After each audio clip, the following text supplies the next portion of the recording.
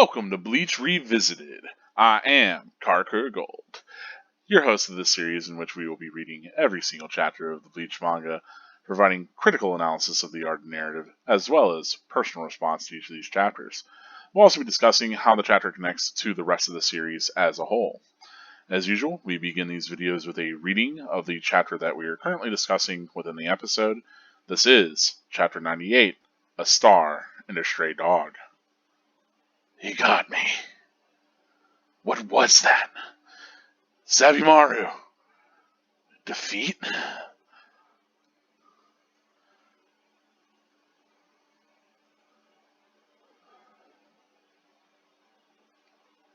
My feet won't move. I can't lift my arms.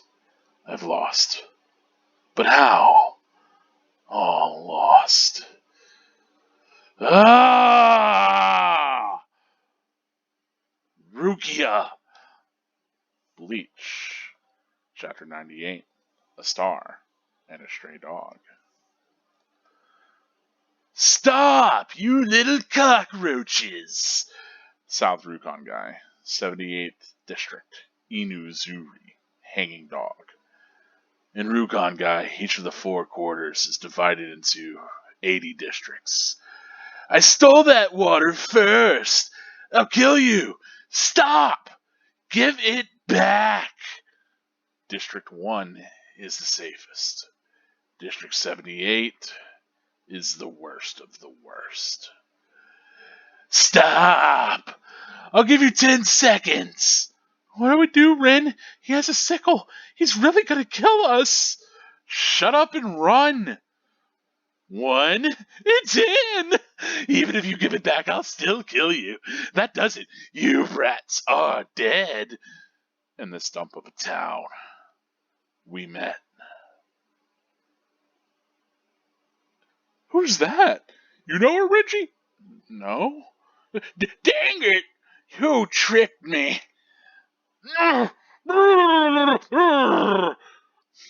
Follow me. Huh? Hey, wait a second. Hurry. You want someone to take that water away from you. And wait. Renji. Hey, Ren. From that day on, Rukia was our center. She was a strange girl. She was bossy, talked like a boy. But no matter what she did, her natural elegance showed through. Within our group, only she and I had strong spiritual powers. At first, I felt a little frustrated. We all hated the town and the people in it. You guys have gone mushy over her. Ow! Over a girl. How pathetic. Ow! Before we knew it, we were together. Always together. We were a family. This was a crappy little town with crappy little people living crappy little lives. The grown-ups were all thieves and murderers. The kids were like stray dogs. We were surrounded by human refuse. And there was only one way to escape. Renji, let's become Soul Reapers. Then we can live inside the Seirite. They say life's better in there. Yeah. We all came to Soul Society alone. We huddled together, forming a surrogate family. But the Rukon guy was hard on children. 10 years had passed since Rukia had joined our gang. Our friends were all gone. Let's become Soul Reapers. Because we had some talent, we were accepted into the Soul Reaper Academy. Though we were surrounded by aristocratic snobs, we rose quickly through the ranks. And one day, Rukia, I passed secondary. How do you like that? If I pass the next one.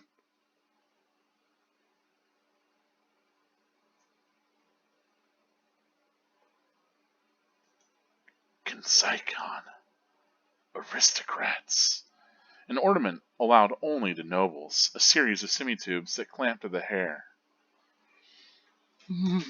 We've been interrupted. Very well. We hope you will accept our proposal. Who is that man? What spiritual pressure? I can't even look at him. Renji.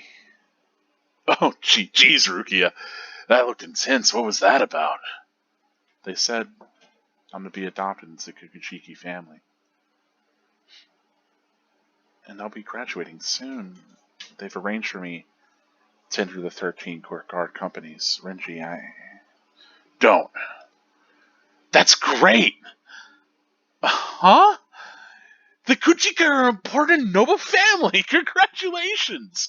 You'll never go hungry again! I wonder what aristocrats eat. Ah, you're so lucky. And you get to graduate right away?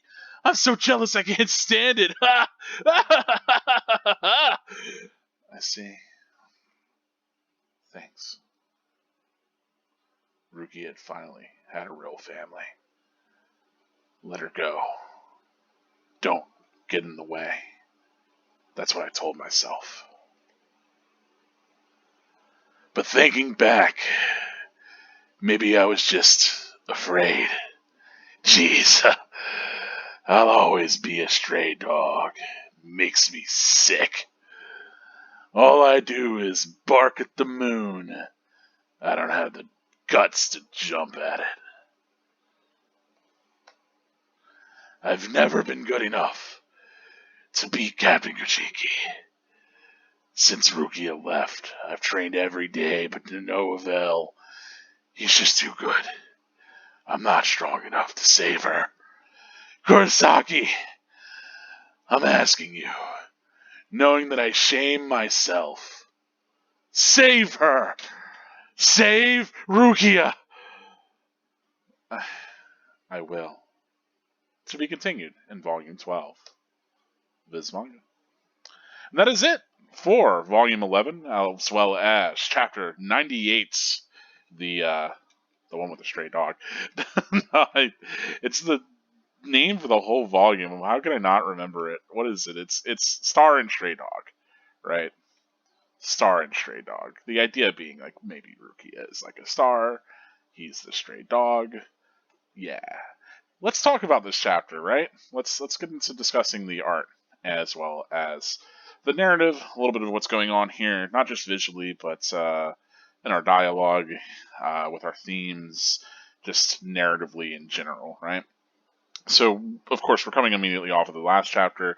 As we know, Renji has just been cut down by Ichigo, and I do like that, like the finality of that blow stays. It's not like, okay, now Renji's going to get back up and fight. It's like, no, this didn't. And I like that, like, here we do get the awareness of the severity of the attack. Like, it cuts to the "he got me" is literally cutting through Renji's shoulder here.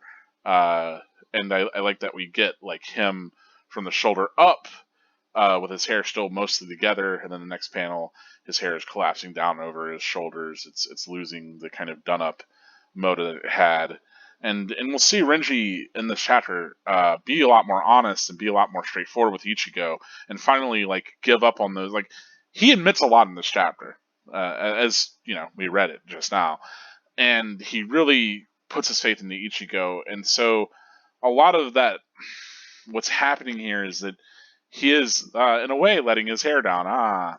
But he's being more honest, and it's taken Ichigo to basically almost kill him to get him there, to make him realize that he needs to be not holding back either, right?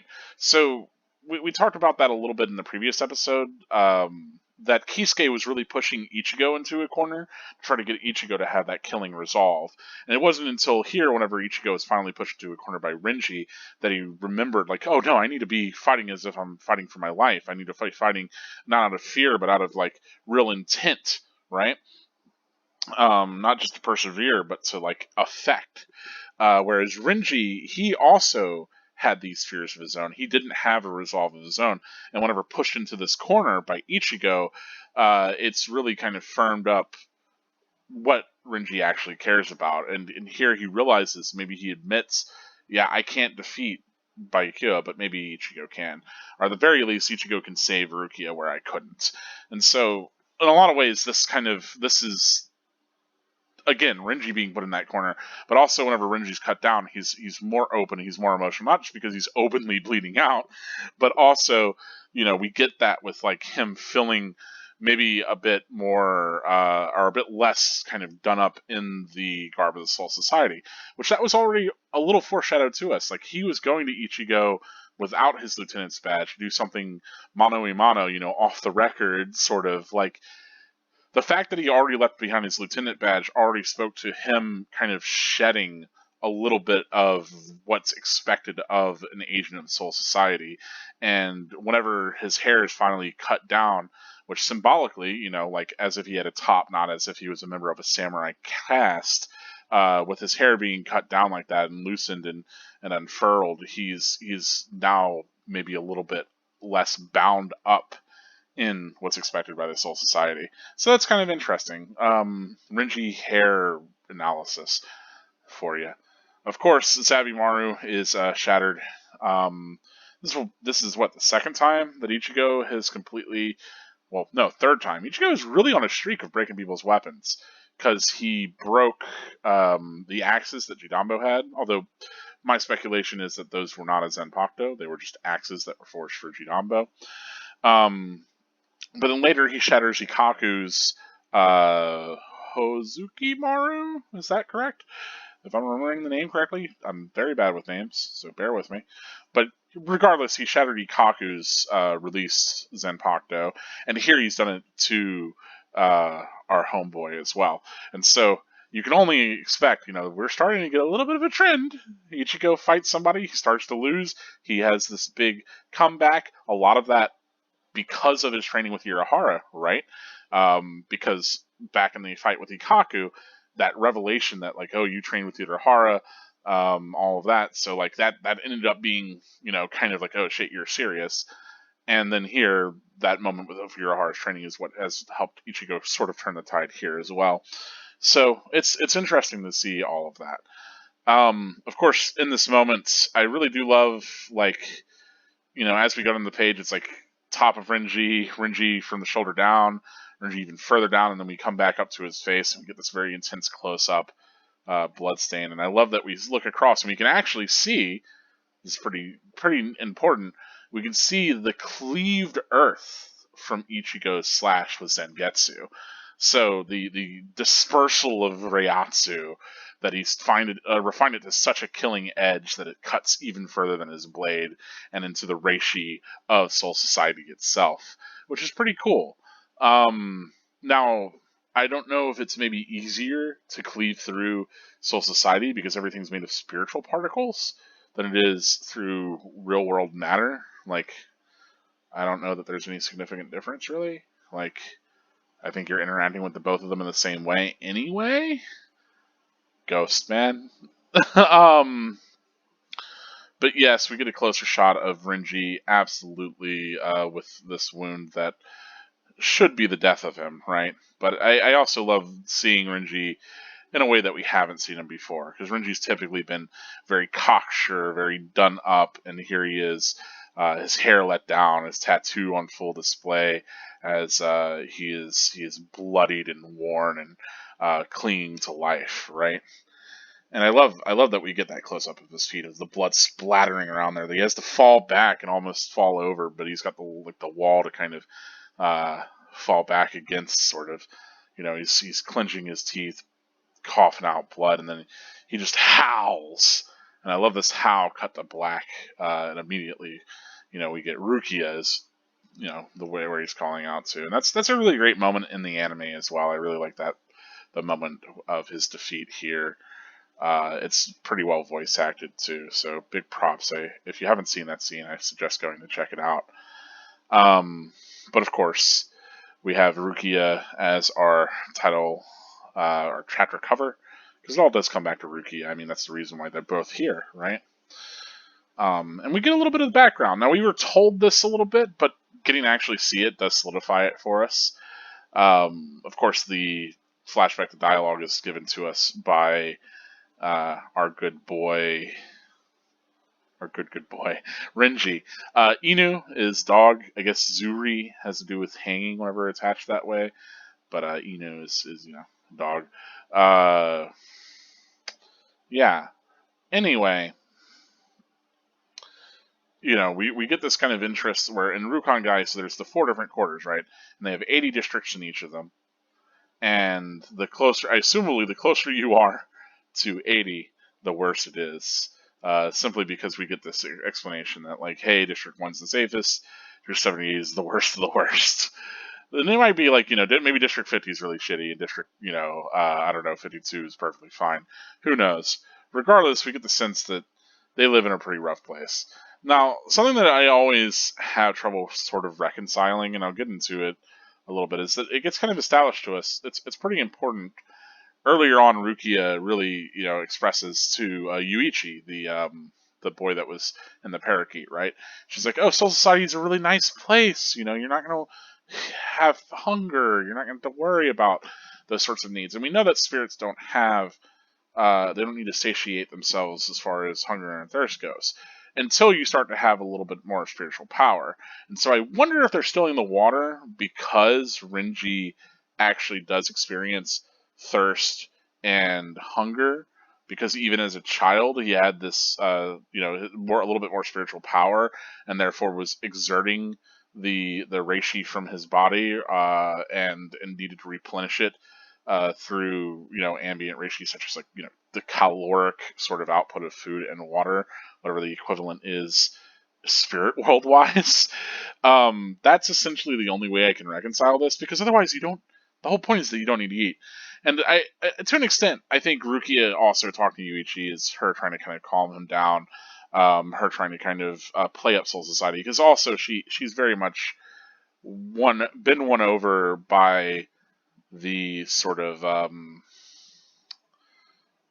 would you say, like the propaganda of Soul Society, even though she's lived in this horrible 78th district of the Rukon Gai, in the Inuzuri district. She still believes Soul Society to be a nicer place to live than Earth, which really speaks towards maybe the biases of the people that live in Soul Society, or at least the people that benefit from Soul Society. As we come to learn, Rukia has benefited quite a bit over the course of her life. And maybe she has certain regrets about that, and perhaps the way that she squares it away is telling her, "Oh, well, maybe I just had it bad in my specific district, but overall it's a lot better." Right? And that's the other thing, is like we do see these stories of like the 78th district, and we're kind of told like how terrible it is. We have this guy that's literally threatening to kill these children with a sickle. But on the flip side of things, it's like maybe that's just isolated there. I mean, you'll come to see that we don't spend a lot of time really looking at the more peaceful districts. But I mean, even looking at where Ichigo and Co. landed, right? The average citizens seemed like they were doing fine enough. They weren't living in absolute slums. They didn't seem like they were really hurting for food and water and things. So, yeah. But yeah, we only get so many glimpses of the Soul Society in these different ways. Obviously, it's a pretty expansive place. So, you might ask, why this guy isn't in hell if he's willing to kill children? And I don't know. I assumably living in the 78th is maybe made him a little bit of a worse person. I do like that we get these other kids, and of course, we learn that all 3 of these other guys are going to die, so no good speculation on whether or not they end up being anybody significant. But of course, we get Kid Renji. We get to see him without his tattoos. We get to see him with his hair still pulled back, even since he was a child. Yeah, I love that Rukia just kick trips this guy over, even as a little kid. Which, I mean, she hasn't grown that much, eh?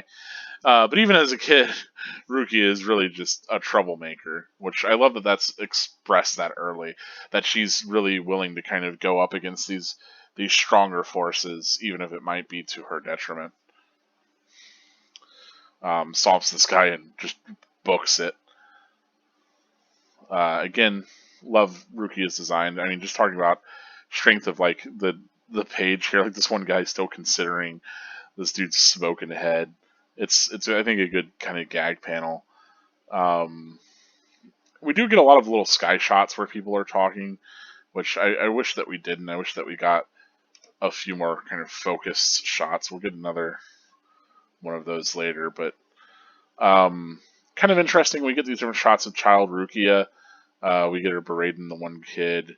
We get her in the tree eating, which, if you remember from the last time that they were in the human world and all the different girls at Karakura High invited Rukia down from the tree to come and join them and enjoy lunch together, and she had that kind of moment of like, I shouldn't be making these bonds. This is pointless.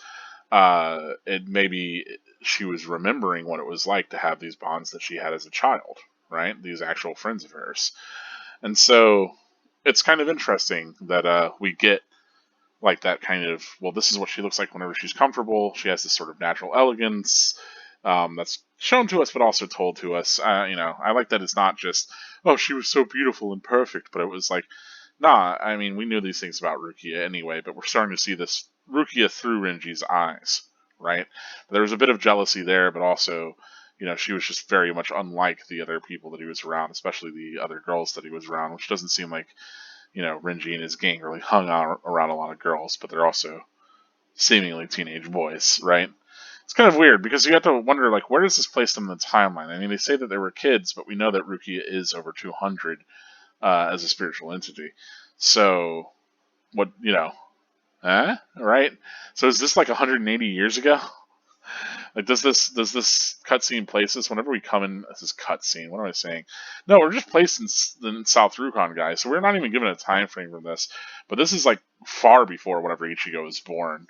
It's weird to think about it that way, but yeah. Um, this is like what, like the 1800s. Curious.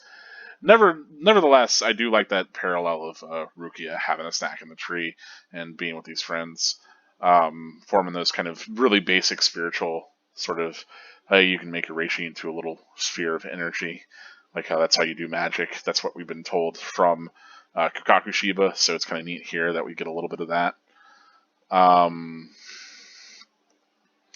Yeah, here's what I was talking about, though. I don't like whenever we have like multiple panels doing this sort of thing, where it's like, I know that we're gonna just have this text, but like we could have gotten shots of Renji beating up the other guys to really show like kind of his frustration over all of his friends getting all kind of enamored with Rukia, even though that's what's happening to him too, right? He's just projecting. Um,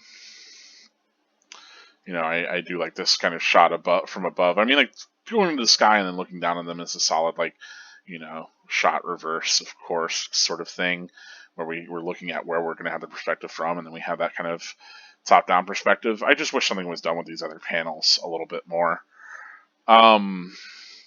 So kind of what's happening here narratively, though, is we get this establishment. Yeah, the grown-ups are all thieves and murderers, which, again, it's weird to think about because if these people were really truly sinful in their lives, and the type to be murderers, wouldn't they have already been filtered to hell? And so then you have to wonder, well, maybe they became that way over their tenure of their time here in the Soul Society, and why would anybody turn to murder within the Soul Society other than like madness? And so there has to be some sort of inequity that is driving that. But we get, stray dogs, right? Kids were like stray dogs. We were surrounded by human refuse. So, Renji really thinks of himself as a stray dog, and he expresses that much to Ichigo later, right? That he was a stray, and the only way out of being in this kind of crappy world where you're just surrounded by human crap is to become a Soul Reaper. And that's a significant moment in someone saying something significant because they're facing away from you. Is this a technique I feel like Kubo maybe leans on a little bit too heavily? Yes. Is it effective? Also yes. So, but Kubo really does like character facing away as they say something kind of poignant or important. And you'll see he relies on that less as he goes on with the series, but it's certainly something that he's found is working within these first 10 volumes, and especially by volume 11 we get a little bit of that. So, falling into certain kind of patterns. Of course, the idea is if you're a Soul Reaper, hey, you can live in the Seirete, and they say life's better there, right? We get the idea that yes, they came to the Soul Society together, or well, alone, right? But then they got together to form a little surrogate family. And yeah, it had been 10 years. So in 10 years they grew up this much, but it's weird. Kind of like aging is a little bit harder to track. I think the maturity of your body reflects maybe your spiritual maturity as well, rather than being a one-to-one kind of aging process. Regardless, we get the shot that, of course, the friends were all gone. And again, you have to wonder about how death really works in the spiritual world. Assumably, people die of natural causes. Assumably, they can kill each other. I mean, that's been told to us, right? There's murderers. I mean, we know we have people with weapons. So, murder can happen. All the same sort of ways that you could die in the real world happen. And then, assumedly, so long as your soul is not devoured or anything like that, you would become a hollow. But otherwise, you would just pass on and, I guess, incarnate back into the human world, right? With no memory of who you were before, but like the fundamental kind of aspect of your soul would transfer around. But it is weird to think about because typically it's like, well, these spirits, I think, especially if you have a Western sort of Judeo-Christian kind of understanding of the afterlife, we typically think of the afterlife as a permanent sort of residence for souls. So the idea that like, oh, well, no, your soul's just passing through this sort of afterlife and it's going to end up in a different place one way or another is much more sort of this Buddhist or this Eastern philosophy. Maybe Hindu. I'd have to fill that all out. But I'm no religious expert. Don't expect that from me. What you should expect, though, is to kind of take your reading with a little bit of that in mind. Because it can certainly be weird for a Western reader to think, like, well, how are these souls just dying and not just ending up back in the Soul Society? Because the Soul Society is not the end destination. It's a part of a cycle, right? And so, yeah, your friends can die. They can be murdered. Also, assumably, to keep the balance of souls fair and balanced, assumably souls just have to be max executed or something to keep them in rotation. It's not like someone coincidentally dies over here whenever a person dies in the real world, right? So there has to be some sort of balance happening there and enforcers of that balance, even if that hasn't been stated explicitly. Anyway, I like that we get that they were accepted into the Soul Reaper Academy. Sometimes you'll see this written as the She-No Academy, but it's the same thing, the Soul Reaper Academy. And of course, they quickly rose to the ranks, as we know that they already had natural sort of prowess with racial manipulation. I like that Renji. I love how excited he is with his little tattoos to exclaim about how he passed, and if he passes the next one, maybe something good will happen. And here we get the shot of flanked by these two larger men. We have Captain Kuchiki Byakuya and this older fellow, and I assume that these are his captain's robes, or a variant thereof, the Shihaku show. But yeah, I really like this look for Byakuya. I like this larger kind of collar and these tassels. Here he doesn't have his scarf that is expensive as 16 houses or whatever it is.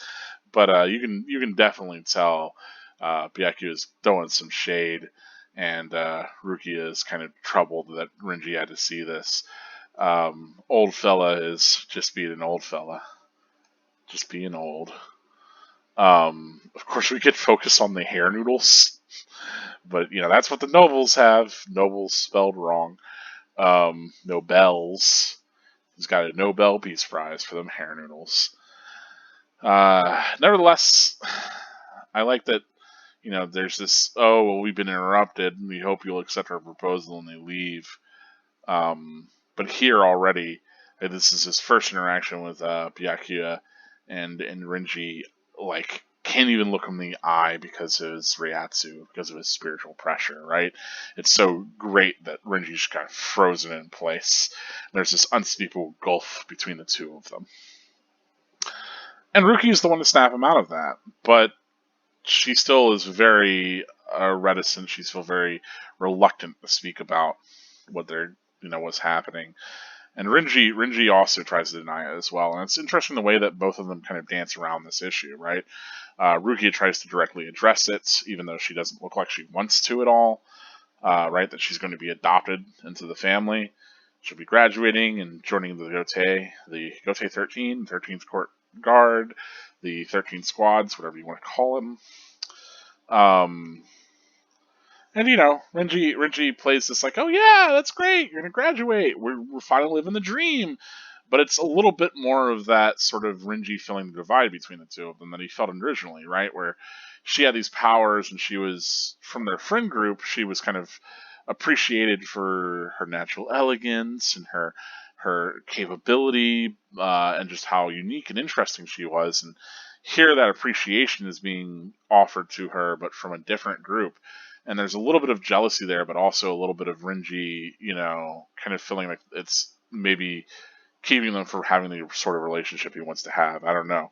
But he's supportive of it. I mean, this is what they've always wanted. This is what they've been striving towards, is to kind of really have their lives set, right? Again, the "you'll never go hungry" again is kind of hilarious. That hunger is such a huge part of their childhood, in the spiritual world. Whenever Rukia specifically brought up not being hungry. Again, don't think that's a plot hole, but I do think it's relevant to bring up and address because it is a significant kind of, feels like a moment that doesn't align perfectly, but when you consider the facts, maybe it does. I wonder what aristocrats eat. I don't remember what it said, Byakuyo's favorite food was, but probably like crab. If I could, what is it? Seaweed, right? I don't know. Anyway, of course, yeah, Renji's jealousy is he tries to play it off like, ha ha ha, I can't stand it. Like, he really can't stand it. And Ruki doesn't want to see him like this. She doesn't want to see him put on this face. She doesn't want to see him, suffer, right? And so Ruki is doing this sort of thing that she's shown herself doing. She wants to take on the burden of everything herself, right? And she would rather sort of, cut off ties than make someone else suffer through a thing. And we saw this with Ichigo and her choosing to kind of be abducted, her running away, her kicking away Ichigo's hand to kind of save his life and to be taken in as she, spat on him pretty much, whenever Renji and Byakuya originally showed up. So, yeah, here we get a little bit more of Rukia doing that same sort of thing to Renji, right?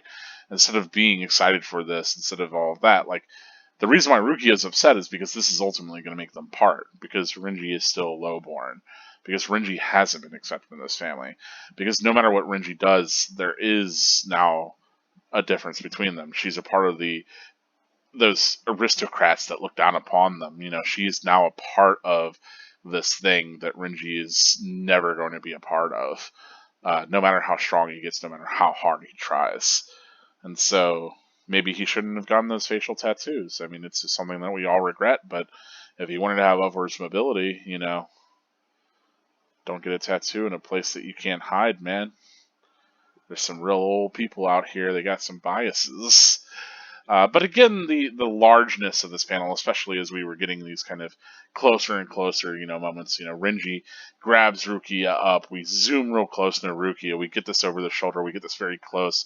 Rukia is so tiny, but holding his arm, and then this real big empty shot as she walks away from him, and he's just kind of facing the black bars of the page. He doesn't have anywhere to go, and Rukia is leaving, right? We get this very pained expression from Renji, and I love the sort of expressions that Renji can put on display, especially for how kind of gung-ho or carefree, or, it's easy to sort of maybe not read Renji as a more emotionally complex character, and then we get these moments where he really is showing this sort of depth, or this sort of suffering that you might not expect from somebody, who is as, vocal and sort of rowdy as he is. He insists upon like a real family, right? That his family wasn't a real one, like that connection they had wasn't. And again, we get those sorts of connections between people.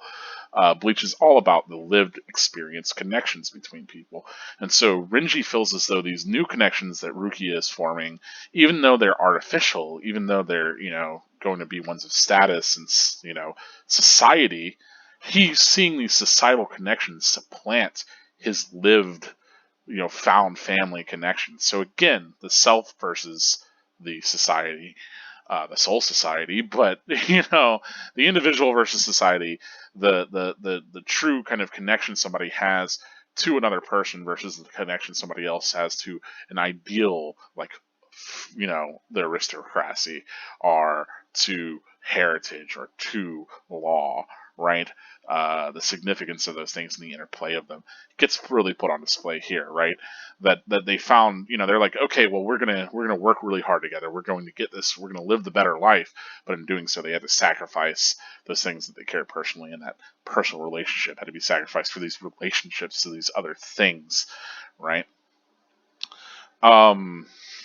And Renji really, this is where we start to see Renji compromising himself, that he's like, well, I have to let her go. I have to not get in her way. I have to be a good dude. Like, this is what is expected of me. I want her to live a happy life, and this is what a happy life is for her. And this is where Renji fails, where Ichigo doesn't, right? Well, whenever this happens with Ichigo, Ichigo's like, I have to go and save her. I have to pull her out of being trapped in these obligations to a society that does not care about her, to maybe even a patriarchy that's willing to kind of overlook her. Whereas when that happens to Renji, Renji's like, well, I can't do anything about it, or well, at first he's like, this is going to be better for her because ostensibly it should be, but he knows that that's not going to be the case.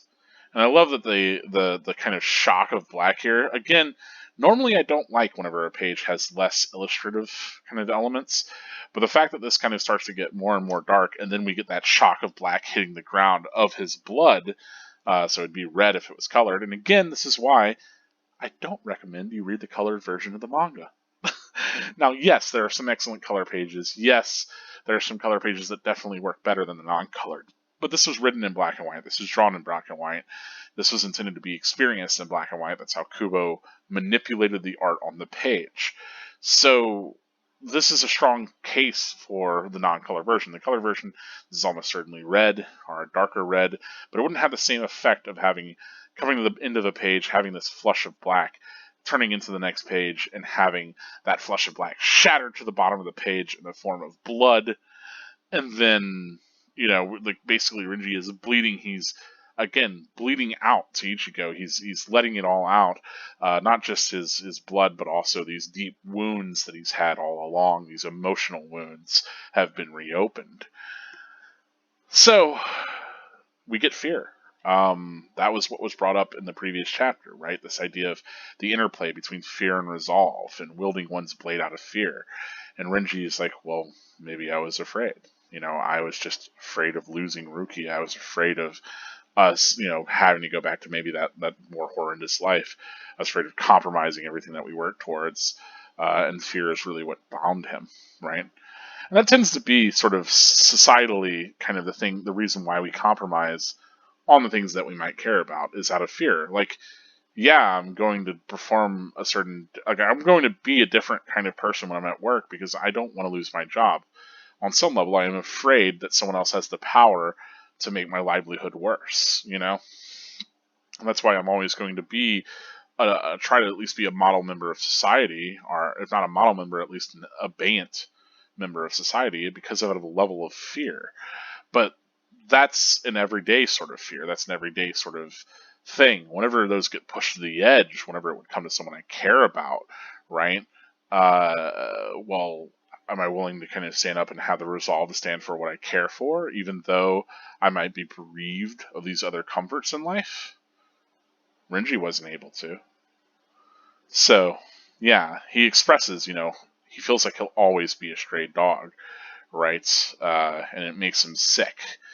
And what that sort of stray dog thing is like he feels like he's isolated. He feels like he's alone, even whenever he's dressed up in the way of the samurai of the aristocracy. Well, he's not in the aristocracy, but of the Godsei he still feels like this sort of dog. And certainly, we made that connection before, and I made that connection pretty intently. That whenever BQ shows up, Renji is almost like his attack dog. He even bears his fangs literally with Zabimaru, right? Howl is the command for his weapon. So that sort of bestial, that dog energy, that sort of growling creature on a leash is really evoked here, and I think it's evoked very efficiently, right? But he brings up, all he can do is bark at the moon, but he doesn't have the guts to jump at it. So he's got this fear. So as much as he has this sense of rebellion, as much as he, has this sort of thing that he wants to rebel against, he can't do anything about it. He feels like he is this sort of dog, and even though he might howl or bark at the moon, it's not something he can do against. It's a whole world away from him. It is like, a kid throwing ice cubes at the sun. Like, he can't do anything about it. And so, of course, yeah, he feels powerless. And not only does he feel powerless, but that feeling of powerlessness keeps him from even trying to do anything. It's really paralyzing.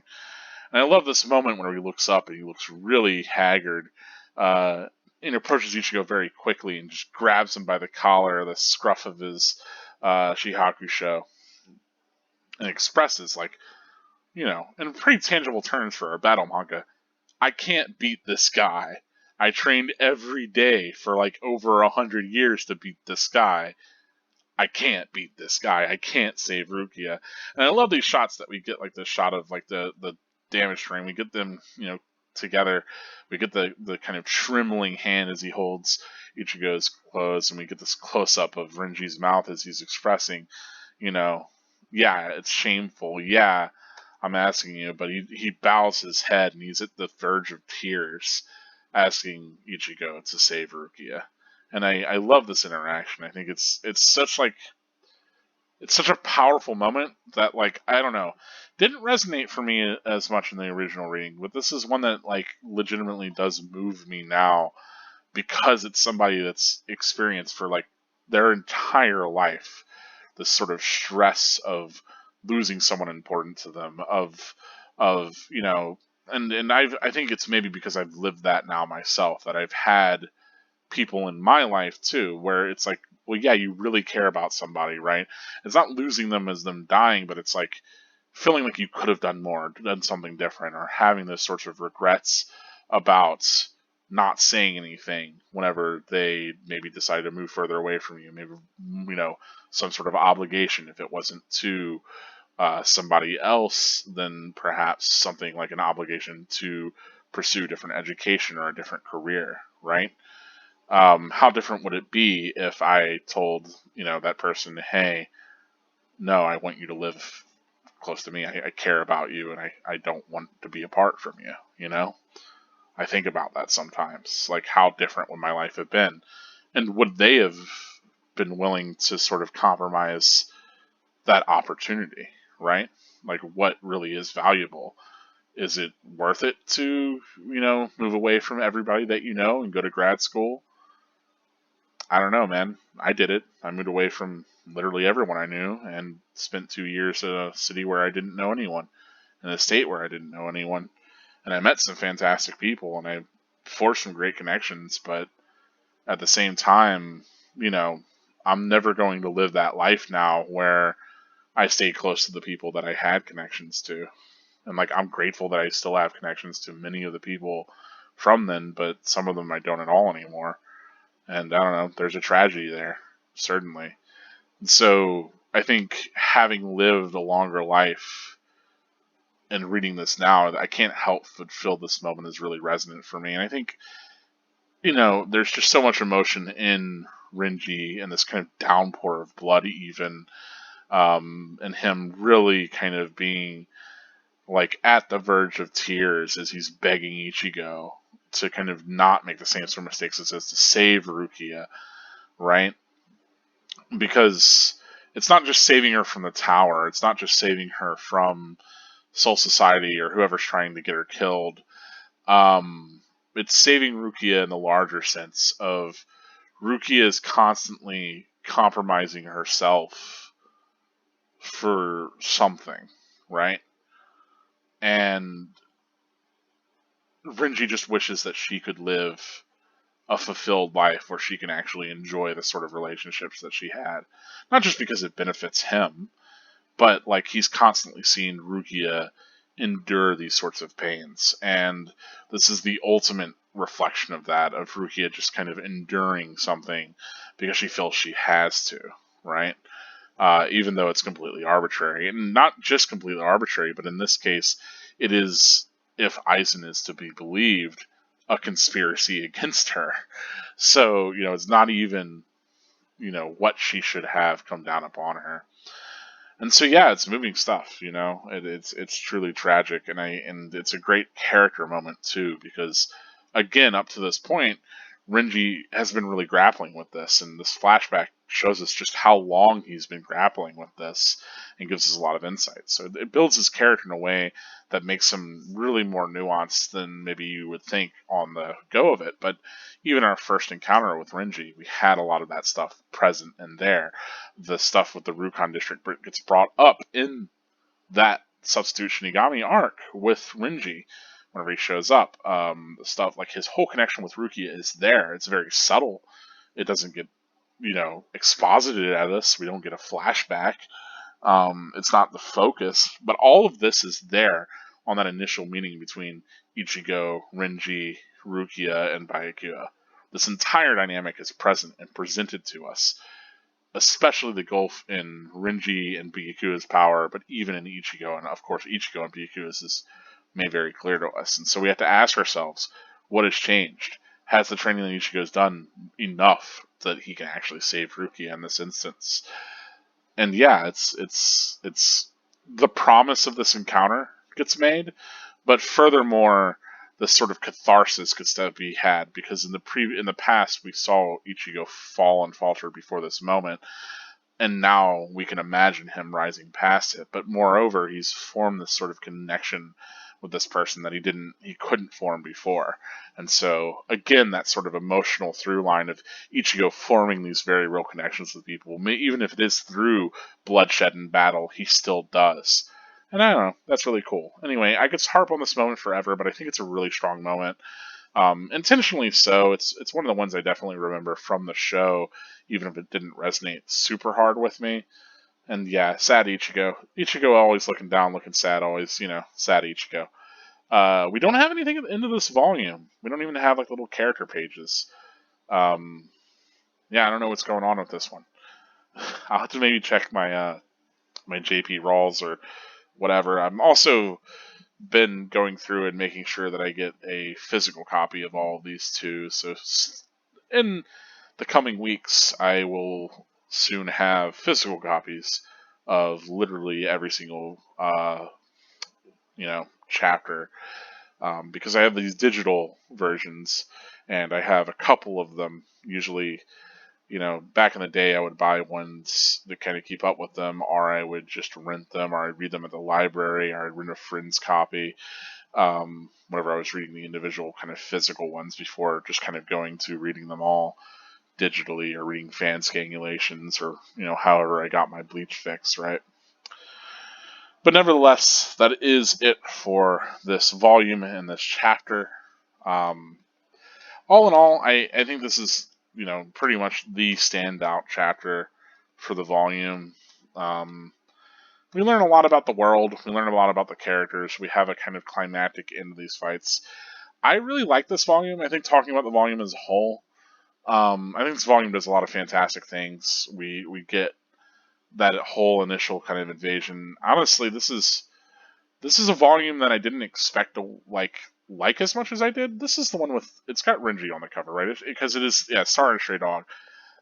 I'm almost certain that this volume has Renji on the cover.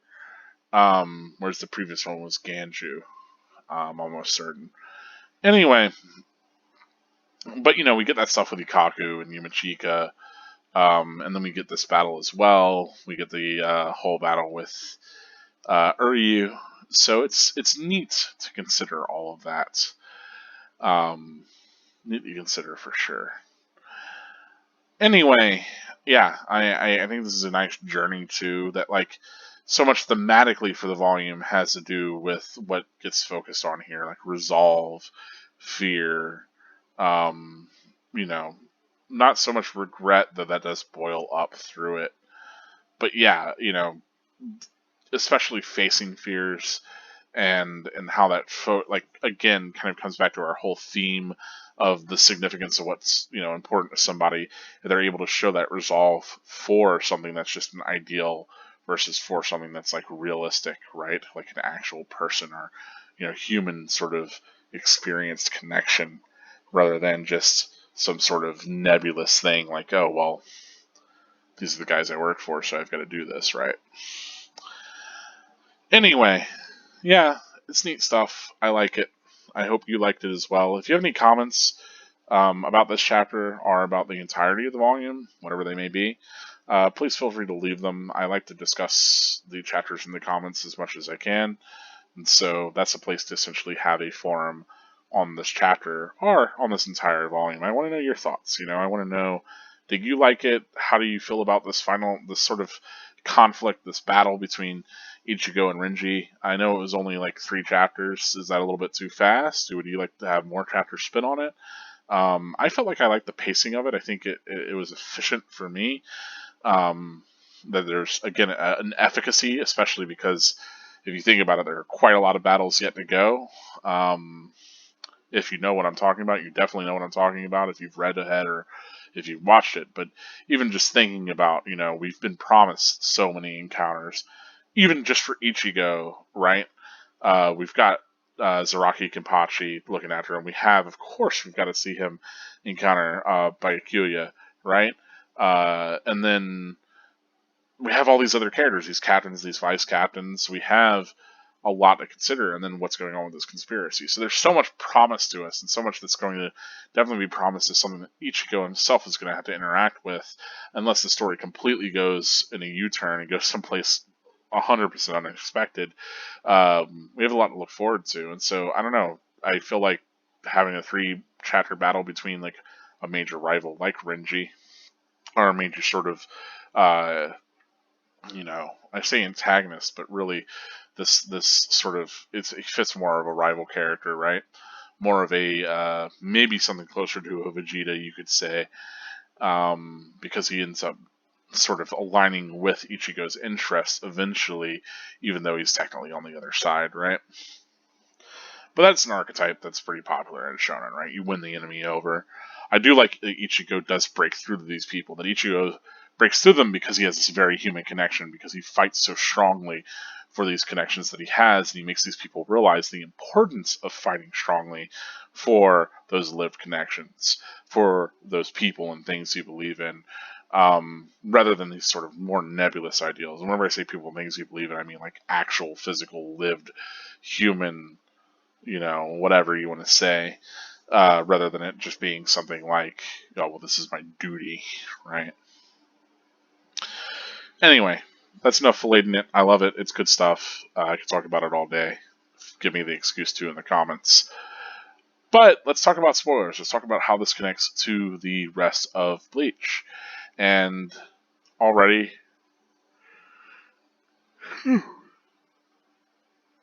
Renji's going to get beat up so much. I don't know if Renji ever catches a good W out of this. I mean, he beats Mask. That's way later. But we know he loses to Byakuya. I mean, he does manage to land a hit, right? Or make him like lose his scarf or whatever. So it's not completely pointless, but it's like, okay, it's not really giving him that much of a win.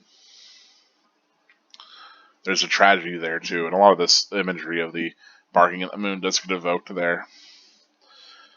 Of course, yes, he did a Getsuga. I might not have a name for it yet, but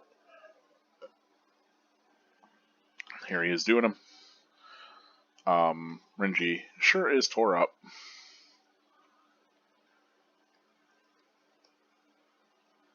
Now, yeah, I don't really have that much to talk about here. I'm trying to think of some of the other connections. I mean, we know the Shino Academy stuff comes up again, but We don't really see that much else that connects. Rukia has her dead friends. Rukia's dead friends will be a significant plot point in one of the movies. Not these kids, but other kids that decide to mind wash Rukia to believe that they are her friends from the Rukon district. Or I guess it's the Inukizu, whatever. Anyway.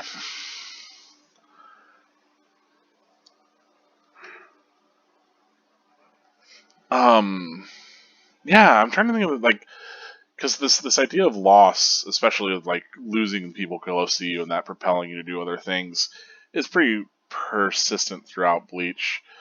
And I mean, obviously, Ruki is going to have a lot more losses that will guide her throughout her career before we even get to see her on screen. And a lot of characters tend to have these sort of off-screen deaths. Whenever I say off-screen, I mean like before the manga even begins, right? Like Kyan's death being a pretty big one for a couple characters. So yeah, I'm trying to think. I don't know that Renji really loses anyone else significant between now and then. So, eh. But it's still kind of neat how that propels them forward. I do like that the tassels and big collar aspect of Byakuya's design is here, right here, before even chapter 100. This is 98. Fantastic stuff. Because, yeah, I think Kubo realized, like, oh man, I could stylize that way. And then whenever he got the chance to, he's like, I'm gonna. And then he did. Ginrei looking way more like just a cute old man and not like a total badass. Ginrei is kind of a total badass. Maybe I'm thinking of some more of Turn Back the Pendulum kind of era Ginrei. That's the old guy. I love that, Renji's all kind of shooken by Yakua's Rietsu, assumably, but, it could be Ginrei. It could be Ginrei that's actually shaking him up. But probably not. Ginrei's too sweet, right?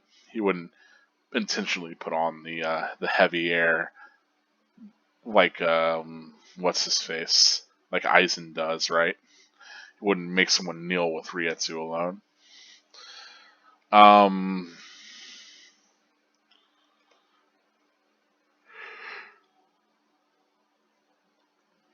Yeah, this idea of family too, that's a big theme I didn't really talk that much about, but especially whenever you start to think about the Chiba family and Kyan, but also Rukia and her family, and like the significance of Hisana, especially.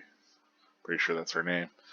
The connection that she ends up having with both Rukia, but especially Byakuya, right? It's something that I don't know, maybe gets looked over a little bit.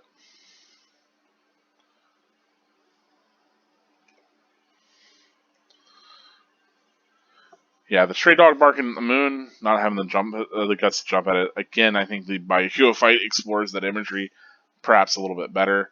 I do like that his Bankai ends up being this sort of snake because he's still reaching and trying to overextend himself. And then whenever he gets his true Bankai, it is much more honest to both halves of his power. Because he doesn't have to feel like he's constantly reaching beyond what he's capable of.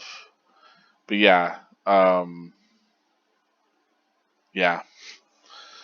I was going to say also with his and again we'll get more into it later, but the initial Bankai design having the segments that can kind of break apart and stretch even further than it should physically speaks towards that idea as well.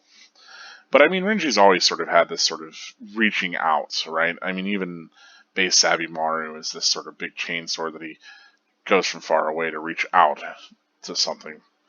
So it's a shame that his powers don't kind of better counter Byakuya's, but perhaps telling of the fact that Renji will always be secondary to him. Yeah. Yeah. There's not much else to say, really. If you can think of some other spoilers, if you can think of some other connections, please do let me know. obviously, I'm trying to think of like this desperate call to save someone. It's interesting that we do get that desperate call from other characters later to Ichigo for different reasons, but it's never quite framed the same. But it does come up. But otherwise, yeah, I don't have a lot of other connections to other moments in the Bleach manga. So if you do, please let me know in the comments. Make sure that you tag them as spoilers. But otherwise, thank you so much for watching through this episode. I really do appreciate it. It does mean the world to me. I always love knowing that people have gotten through the entirety of the episode, especially for these longer ones. I mean, this one's running around an hour, so I can understand maybe having to take breaks for watching different segments. If you watch it all in one go, congratulations. You get the golden medal. It will be arriving shortly. But for everybody else, make sure that you show your support with likes and subscribe. Send this to any friends that you have that might be into Bleach. The anime is coming back October 10th. I'm quite excited for that. Got less than a month to go from the release of this video. So, yeah, quite excited. The trailers have been fantastic. I've been debating a lot on whether or not I should do any sort of videos about them. And I might, but I like this series to be a little bit more, I don't know, all-inclusive and less of a review and more of a commentary on where I am, like at the time. And I don't know, just doing straight-up reviews doesn't seem like it'll add much substantially. But if people are interested in that, just let me know. I could talk about the episodes. I'm not as much of authority on them as other people might be. Like, it always wilds me out how much, Mr. Tomo especially is like, oh yeah, and this wasn't in the manga, and this was from this chapter, and this was, I know he prepares like a script, but still, I feel like a certain bit of that, he's almost certainly gone back and read so much of the manga that he can sort of be like, well yeah, that's a new scene, like on initial watch of something. Whereas for me, it's like, is that? Like I couldn't tell you for scene, everything that happens in the later arcs of the anime or the manga. Especially the anime. I only ever watched the anime once. But the manga, I've read through the one time. So even that. Ugh. Anyway. But yeah, thank you so much for all the support. If you'd like to support me in a different way, you can always donate whatever you like on Patreon for whatever amount of time you want. I do appreciate the patrons over there, and that's why their names are on screen right now. As always, if you support me on Patreon, doesn't matter how much you support me for, you too will be listed on this prestigious list at the end of every video. So thanks for the folks that are on there as of now. But otherwise, this has been Carker Gold, reminding you that spirits are forever with you. Stay gold.